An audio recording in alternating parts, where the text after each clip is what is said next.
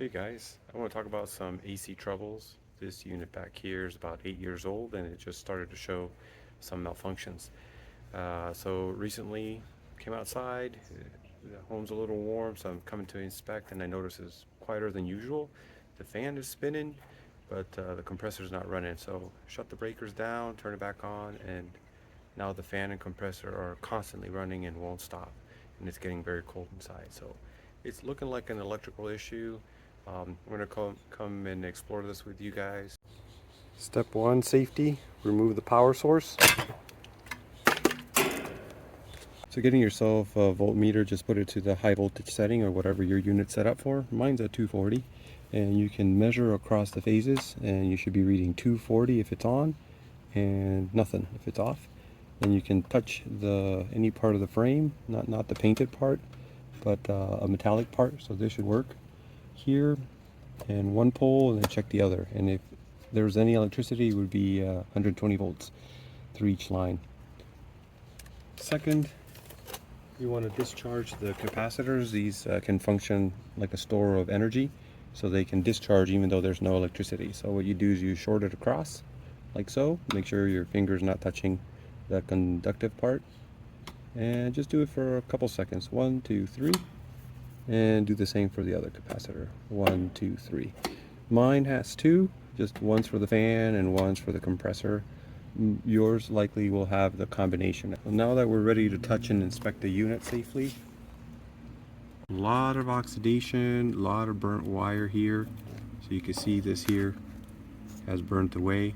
A burnt wire like this is indicating excessive resistance and form of heat. So either that contactor was loose or the screw was loose, and you can see some of that contactor is melted. So my suspicions are there's likely a problem with this contactor. So the job of the contactor is the power coming in from the street gets to travel to the compressor and the fan, but only when the thermostat tells it to. So that's why this is called a contactor. So when the thermostat says turn on, it'll push this in and it'll make a connection. It's like a light switch essentially. It'll turn it on, and when the thermostat says we're done, it'll shut it off. So that you'll see there'll be some pulls on the side. Now I'm already thinking that this is the problem. You hear that buzzing, that's the thermostat just kicked in and it's trying to turn on my air conditioner, but because there's no power, nothing's happening. And hearing it humming like that, you see how that gets quiet? That's a sign that there's some failure going on there. See, now it got a little quieter. There we go. If we checked across the poles here for the coil, we can see there's 28 volts. And how much are we actually getting? 25.6. So the thermostat is doing its job. So I'm going to go ahead, use my app here, and shut down the thermostat, and the buzzing should stop. There we go. Further diagnosing what's going on with this contactor. So if the contactor is off, there should be no connection. If it's on, we should hear a beep like so. So if we check on this first pole, we hear nothing. If we check the second pole, we're hearing something. So there's some connection there that shouldn't be there. And we can double check that there when we press in on the, let's see if I get my finger in there. We can get connection. So there's connection. And then there's no connection. So that's how it should work. It shouldn't work like this. Before we start unscrewing and unplugging everything, take a couple pictures, know where all the wires go and their color coding. Make sure you don't mix those up.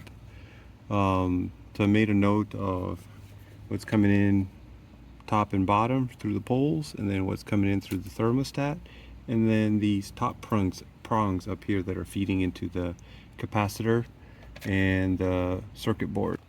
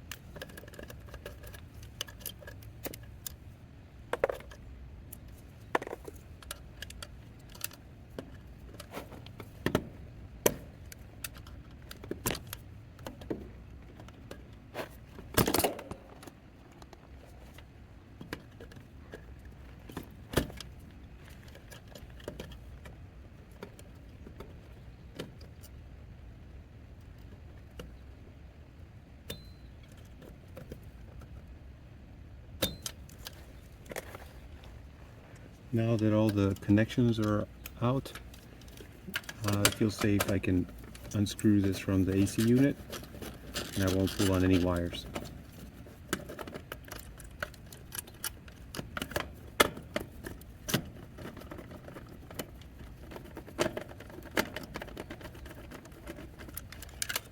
So here's the faulty part. You can see all that charred plastic in there. And this is the upgraded part. So what they've added a cap now, so insects don't get in there. It looks like something got in there because it looks soiled, and this is the broken one. Another thing is they upgraded this from screw down terminal rings to this screw down compression. So I'm gonna have to figure out how to retrofit mine to fit this new model. So let's go inspect the terminals. And what I thought here, what I can do is if I snip off the ring, because it no longer fits on that, I could fit that in.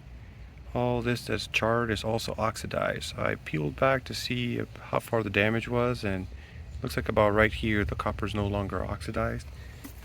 So I'll be soldering in a new 12 gauge piece to replace that. So I'll probably put that one right there, solder that in, put some shrink tubing, and then we can move on. We will be back in business. To open up some more room for soldering, I'm going to remove the plug for the capacitor.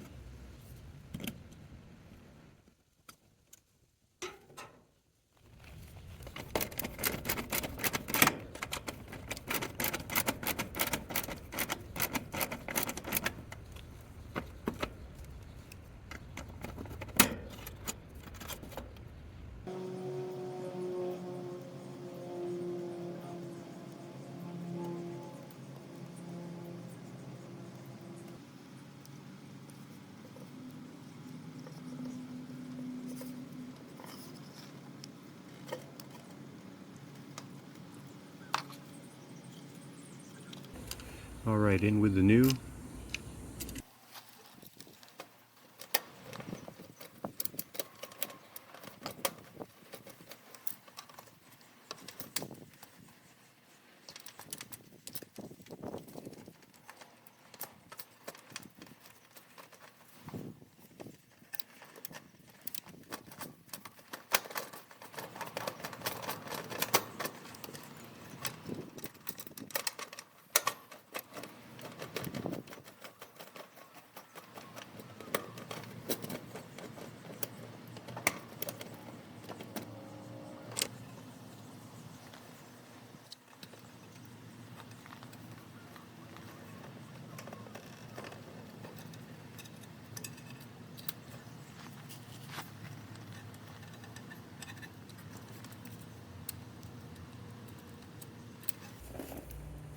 All right, all the cables have been put back together as I found them, and I'm gonna check for continuity again and see if we get any. So we're testing. There's continuity.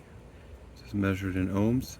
There's none there, and there's none there. So we're gonna turn it back on. Test for voltage, test for resistance. We'll turn on the switch, make sure everything's working before we boot it up. So I'll put that to high volts. I know I got more than 240 here. And see, we should get 240, 245. We should get nothing here, here, and the frame. Should get 120.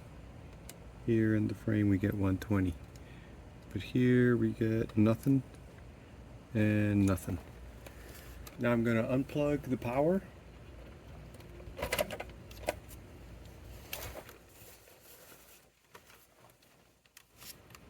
So now we have no power, and we're going to turn on this switch by turning on our thermostat. So we're going to pick cool to reach target temperature. We're going to save. That should send power here.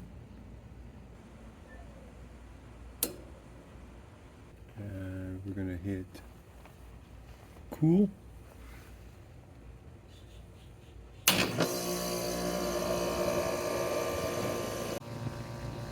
Hopefully this brought a little bit more confidence and making it less daunting to look at the back of your AC. I know for myself, I've never really looked forward to any AC problems, and this project was quite fun, afterwards at least. And I live by a philosophy that we're blind to everything except obstacles. And today, this air conditioning became an obstacle, and I definitely was able to see things I've never seen before. Drop some comments down below. I look forward to hear your thoughts, and hopefully it helps some of you guys out.